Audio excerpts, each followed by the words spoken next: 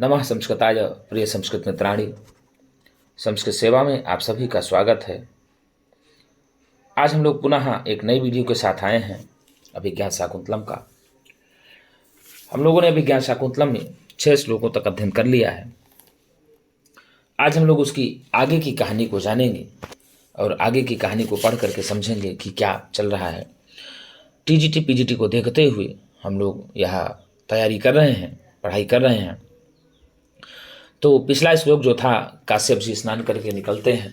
स्नान करके निकलने के पश्चात श्लोक आता है, यास्य अत्यद्य शकुंतलेत हृदयं संस्पृष्टमुत्कंठया कंठा स्तंभित बाष्पवृत्तिकलुसश्चिंताजडं दर्शनम वैक्लव्यम ममतावदीदृशमिदं स्नेहादरण्यौकसः पीड्यन्ते ग्रहिणः कथम नुतनया विश्लेष दुःखैर्नवैः। इतना दुख प्रकट करते हैं हमारे काश्यप जी कि प्रथम पुत्री की विदाई में गृहस्थ लोगों को कितना दुख ना होता होगा, क्योंकि जब हम वन में निवास करने वाले हैं हमको दुख नहीं होना चाहिए, फिर भी शकुंतला की विदाई में इतना दुख हो रहा है। तो जो गृहस्थी व्यक्ति होता होगा, जो गृहस्थी लोग हैं, उनको सोचिए कितना दुख ना होता होगा। ऐसा दुख प्रकट कर रहे हैं हमारे महर्षि काश्यप जी। और ऐसा कर करके इति परिक्रामति, ऐसा करके चारों ओर घूमते हैं और घूमने लगते हैं। उसके बाद की कहानी आती है। देखिए, हम दिखा रहे हैं आपको, यहाँ आपका आ जाएगा कहानी क्या दिया हुआ है। ये देखिए, सख्यौ सख्यौ, दोनों सखियां कहती हैं, हला शकुंतले अवसित मंडनासी परिधत्स्व सांप्रतम क्षौम युगलम। अर्थात दोनों सखियां कहती हैं, अर्थात दोनों सखियों का नाम होता है प्रियंवदा और अनसुया। तो वो कहती है कि हला शकुंतले, अरे शकुंतला, अवसित मंडनासी तुम, अर्थात तुम्हारा पूरा श्रृंगार पूरा हो गया है, तुमको अलंकार हम लोगों ने पहना दिया है। और परिधत्स्व सांप्रतम क्षौम युगलम, अब क्या करो कि क्षौम युगलम सांप्रतम, सांप्रतम मतलब इस समय, अब तुम दोनों क्या करो, रेशमी वस्त्रों को पहन लो। क्या करो गुरुजी? अब इन दोनों रेशमी वस्त्रों को तुम पहन लो, जो तुम्हारे पास दोनों रेशमी वस्त्र हैं उनको पहन लो, क्योंकि हमने आपको आभूषण से सजा दिया है। अब आभूषण को सजाने का कार्य पूरा हो गया है, तो आप जो दोनों आपके पास रेशमी वस्त्र रखे हुए हैं उसको आप पहन लीजिए। क्योंकि पहले ही हम लोगों ने पढ़ा था कि क्षौमम के चिदिंदु पांडु तरणा मांगल्यम आविष्कृतम, ऐसा आप किसी ने रेशमी वस्त्र दिया, किसी ने पैरों में लगाने के लिए राक्षारस दिया और किसी ने आभूषण दिया, सारे वृक्षों ने ही दिया था। तो वनस्पतियों की सेवा प्राप्त हुई थी शकुंतला को। स्वाभाविक है कि शकुंतला एक ऐसी नारी है, शकुंतला एक ऐसी पात्र है अभिज्ञान शाकुंतलम में महाकवि कालिदास जी की, कि एक रमणीय छटा है। और एक उसको क्यों नहीं देंगे भाई, वन में निवास करने वाली है, गृहिणी तो है नहीं, तपस्विनी है, तो उनको तो वहाँ से प्राकृतिक से ही सब कुछ मिलने वाला है, प्रकृति से ही सब कुछ मिलने वाला है। जिसका प्राकृतिक ही सौंदर्य हो तो उसको अन्य सौंदर्य की क्या आवश्यकता हो सकती है।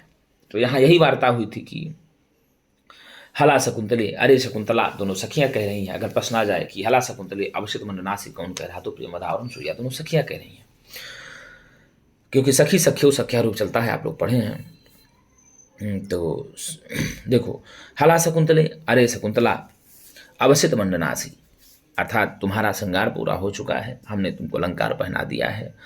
परिधत्स्व सांप्रतम क्षौम युगलम, इस समय तुम क्या करो, दोनों रेशमी वस्त्रों को धारण करो, पहन लो।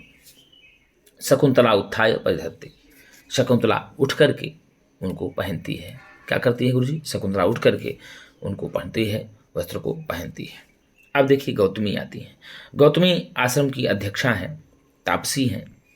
तो कर्ण जी गौतमी को भी बहुत मानते हैं और वृद्धा हैं, तापसी हैं, बड़ी हैं, तो आश्रम की अध्यक्षा इसलिए उनको कहा जाता है। तो गौतमी कहती है, अब गौतमी बोल रही हैं, जाते पुत्री, जाते मतलब पुत्री, यहाँ होगा, ईशते आनंद परिवाहिणा चक्षुषा परिष्वज्यमान इव गुरु उपस्थितः आचारम तावत प्रतिपद्यस्व। हे पुत्री, आनंद परिवाहिणा चक्षुषा, आनंद के आंसुओं को बहाने वाली, परिवाहिणा बहाने वाली, चक्षुषा आंखों से, क्या हुआ, आंखों से, ते तुझको, परिसज्जमान इव गले लगाते हुए, गले लगाते हुए गुरु उपस्थिता, अर्थात गुरु जो हैं तात काश्यप जो हैं तुम्हारे पिता, जो गुरु के समान भी हैं और पिता भी हैं, तो वो सामने उपस्थित हैं। यहाँ पर तुम्हारे पिता खड़े हुए हैं, उपस्थित हुए हैं। आचारम तावत प्रतिपद्यस्व, अर्थात अब उचित आचार शिष्टाचार का तुम पालन करो, अर्थात गुरु से प्रणाम करो। कहने का मतलब यही ना हुआ कि जाते हे पुत्री एषते आनंद परिवाहिणा, अर्थात यह तुम्हारे आनंद को बहाने वाले जो आंसू हैं, बहाने वाली आंखों से सीधे सीधे तुझको गले लगाते हुए, क्या कहा, परिष्वज्यमान इव, गले लगाते हुए के समान गुरु उपस्थितः, गुरु आपके समीप खड़े हुए हैं, तात काश्यप आपके समीप खड़े हुए हैं, पिता काश्यप आपके पास खड़े हुए हैं। तावत, तब तक अब तुम क्या करो, सीधे सीधे उनको शिष्टाचार का पालन करो, उनसे आशीर्वाद दो, उनके प्रति प्रणाम करो। ऐसा गौतमी जी कह रही हैं। कौन कह रही हैं? गौतमी जी कह रही हैं। किससे कह रही हैं? शकुंतला से कह रही हैं।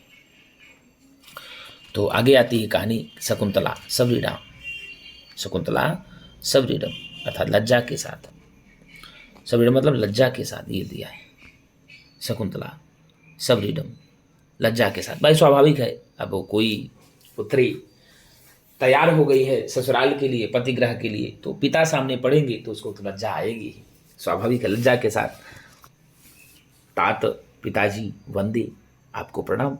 शकुंतला पिता को प्रणाम करती है, तात कश्यप को प्रणाम करती है। आज शकुंतला को लज्जा का भी अनुभव हो रहा है, भाई स्वाभाविक है। पुत्री है, पिता है, तो पुत्री और पिता का हमारे समाज में एक अलग सम्मान है और एक अलग स्थान है।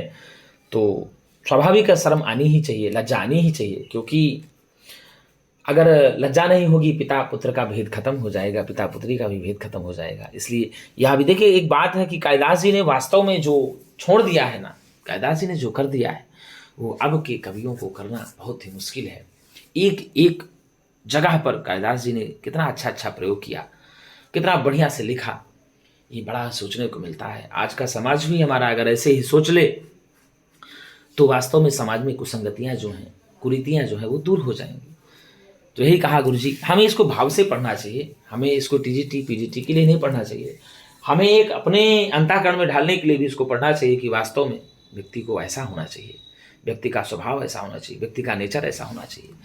तो जंगल में रहने वाली शकुंतला कितना अपने पिता से प्रेम करती है, जितना दुष्यंत से करती रही होगी उतना पिता से भी करती है, उतना एक वनस्पतियों से भी करती रही होगी। तो भैया उदार चरिता नाम तो वसुधैव कुटुंबकम, जो उदार चरित्र वाले व्यक्ति होते हैं उनके लिए तो स्वाभाविक है पूरी पृथ्वी पूरी वसुधा एक परिवार के समान होती है। काश्यप जी अब कहते हैं, काश्यप वत्से, काश्यप जी कहते हैं, अरे पुत्री यया तेरिव शर्मिष्ठा भर्तुर्बहुमता भव सुतं त्वमपि सम्राजं सेवपुरम् अवाप्नुहि। यहाँ उपमा अलंकार में कहा गया है यह श्लोक, और अनुष्टुप छंद है। कौन सा छंद है गुरुजी? अनुष्टुप छंद है। अनुष्टुप छंद का लक्षण है पंचमं लघु सर्वत्र सप्तमं द्विचतुर्थयो गुरुषष्ठं च जानीयात् शेषेषु नियमो मतः। अब देख लीजिए ऐसे श्लोक चलेगा। पांचवें में लघु होगा ही होगा, देख लो 1 2 3 4 पांचवें में लघु होगा। पंचमं लघु सर्वत्र सप्तमं द्विचतुर्थयो गुरुषष्ठं च जानीयात् शेषेषु नियमो मतः। तो गुरुजी यहाँ अनुष्टुप छंद है, उपमा अलंकार में बात की जा रही है और काश्यप जी बोल रहे हैं, वत्से पुत्री यया तेरिव शर्मिष्ठा भर्तुर्बहुमता भव सुतं त्वमपि सम्राजं सेवपुरम् अवाप्नुहि। यया तेह इव शर्मिष्ठा भर्तुः बहुमता भव। ययाति की पत्नी रही शर्मिष्ठा, वह अपने पति को बहुत प्रेम प्राप्त हुई थी, पति का उनको बहुत प्रेम मिला था। राजा ययाति ने शर्मिष्ठा को बहुत ही प्रेम दिया था उसी तरह से आज यहाँ काश्यप जी भी शकुंतला के लिए कह रहे हैं कि जिस प्रकार से अर्थात ययाति पुत्री शर्मिष्ठा जिस प्रकार से ययाति की अति प्रिय रानी प्राप्त हुई थी, अति प्रिय रानी बनी थी, उसी प्रकार से तुम भी अपने राजा दुष्यंत की, अपने पति की अति प्रिय रानी बनो। अर्थात शर्मिष्ठा ययाति इव भरतुर बहुमता भव। अर्थात जिस प्रकार से पुत्री शर्मिष्ठा क्या होता है, जिस प्रकार से पुत्री शर्मिष्ठा ययाते है इव अर्थात ययाति की अति प्रिय रानी बनी थी। भरतुर बहुमता अभूत मतलब हुई थी, सीधे अपने से जोड़ लो कि शर्मिष्ठा अर्थात पुत्री शर्मिष्ठा जिस प्रकार से ययाति की अति प्रिय रानी बनी थी, उसी प्रकार से हे पुत्री तुम भी अपने पति की अर्थात दुष्यंत की भरतुर बहुमता भव अति प्रिय रानी बनो। और फिर क्या कहा, शर्मिष्ठा ने ही एक पुत्र को जन्म दिया था। किसको दिया था गुरु जी? एक पुत्र को शर्मिष्ठा ने जन्म दिया था, उसका नाम था पुरु। क्या था गुरु जी? पुरु नाम था। तो उस शर्मिष्ठा ने पुरुम अवाप्नुहि अर्थात उस पुरु के समान तुम भी एक सम्राट पुत्र को जन्म दो, ऐसा कहते हैं। सेव पुरुम अवाप्नुहि, इस प्रकार से शर्मिष्ठा ने एक चक्रवर्ती पुत्र को, एक सम्राट पुत्र को, पुरु को जन्म दिया था, तुम भी उसी प्रकार से एक सम्राट पुत्र को जन्म दो, जन्म प्राप्त करो। आओ अब देख लेते हैं यहाँ क्या क्या दिया। वत्से ययाते शर्मिष्ठा भर्तुर बहुमता भव सुतम त्वमपि सम्राजम सेव पुरुम अवाप्नुहि। अब लेंगे वत्से पुत्री शर्मिष्ठा ययाते इव भर्तुर बहुमता भव। क्या कहा? शर्मिष्ठा पुत्री जिस प्रकार से ययाति की अति प्रिय रानी बनी थी, तुम भी उसी प्रकार से राजा दुष्यंत की या अपने पति की अति प्रिय रानी बनो। और वही सा, क्या कहा? सा अर्थात वही शर्मिष्ठा। कौन गुरुजी? वही शर्मिष्ठा पुरु त्वमपि सम्राज्यम सुतम अवाप्नुहि। वह पुत्री शर्मिष्ठा ने अत्यंत चक्रवर्ती सम्राट पुत्र पुरु को जन्म दिया था। कहने का मतलब जिस प्रकार से पुत्री शर्मिष्ठा ने अत्यंत चक्रवर्ती सम्राट पुत्र अर्थात पुरु को जन्म दिया था, तुम भी उसी प्रकार से, तुम भी उसी प्रकार से सम्राट पुत्र को जन्म दो। राजा के बारे में ऐसा बताते हैं, शकुंतला के लिए कहते हैं कि जिस प्रकार से शर्मिष्ठा ने ययाति से अत्यंत सम्मान को प्राप्त किया था, ययाति की अत्यंत प्रिय रानी बनी थी, ठीक उसी प्रकार से तुम भी अपने पति की अत्यंत प्रिय रानी बनना। और जिस प्रकार से शर्मिष्ठा ने अर्थात ययाति के पुत्र का नाम था, शर्मिष्ठा के पुत्र का नाम था पुरु और वह बहुत ही चक्रवर्ती सम्राट थे, तो जिस प्रकार से शर्मिष्ठा ने सम्राट चक्रवर्ती पुत्र पुरु को जन्म दिया था, तुम भी उसी प्रकार से सम्राट चक्रवर्ती पुत्र को जन्म देना, ऐसा आशीर्वाद देते हैं उपमा अलंकार में। और काश्यप जी देते हैं, शकुंतला को देते हैं। किसको देते हैं गुरु जी? काश्यप जी शकुंतला को देते हैं। ययाते यहाँ ययाति चंद्रवंश के संस्थापक राजाओं में से एक थे। ययाति किस वंश के संस्थापक थे? चंद्रवंश के संस्थापक राजाओं में से एक थे। और ययाति की 2 पत्नियां थी। कितनी थी गुरु जी? ययाति की 2 पत्नियां थी। और दानवों के गुरु जो शुक्राचार्य की पुत्री देवयानी थी। पहली क्या थी?